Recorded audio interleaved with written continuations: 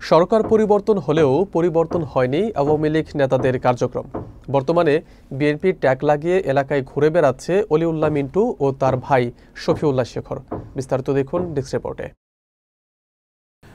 সরকার পতনের পর কক্সবাজারে দীর্ঘ বছর ধরে আওয়ামী লীগের, যুবলীগ, স্বেচ্ছাসেবক লীগ ও ছাত্রলীগের দখলে থাকা মোজাম্মেল চেয়ারম্যান চার পুত্রের অবৈধ বিভিন্ন স্থাপনা, ব্যবসা প্রতিষ্ঠান সেন্টার দিচ্ছেন পৌরসভার আওতাধীন ২ নম্বর ওয়ার্ড নুনিয়ার ছড়ার বাসিন্দা অলিউল্লাহ মিন্টু ও তার ভাই শফিউল্লাহ শেখর।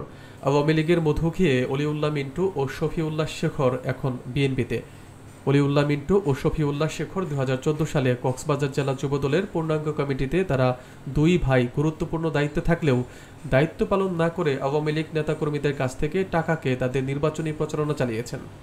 তবে গত বছরের ৫ আগস্ট আওয়ামী লীগ সরকারের পতনের পর আবার বিএনপিতে ফিরেছেন অলিউল্লাহ মিন্টু ও তার ভাই শফিউল্লাহ শেখর এবং তারা বিএনপির বিভিন্ন কর্মসূচিতে অংশ নিচ্ছেন।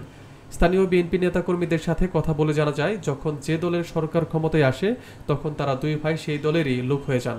আওয়ামী লীগ সরকারের নেতা ও জুলাই ছাত্র আন্দোলনের হামলাকারী যুবলীগ ও স্বেচ্ছাসেবক লীগের ধূসরদের সাথে তাল মিলিয়ে একাধিক ব্যবসা প্রতিষ্ঠান গড়ে তুলেছেন এবং আয় করেছেন কয়েক কোটি টাকা।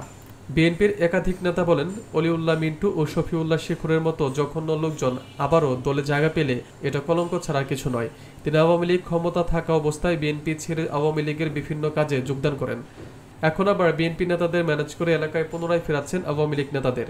গত আন্দোলনের মুখে হাসিনা সরকারের পতনের পর ভয়ে দেশের বেশিরভাগ এলাকায় আওয়ামী লীগ নেতাকর্মীরা তাদের শরীর ঢাকা দিয়েছিলেন।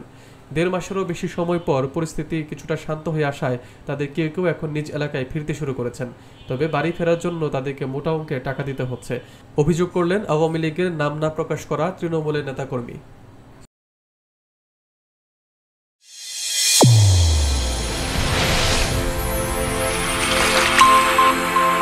চ্যানেল A1 হৃদয়ের স্পন্দন।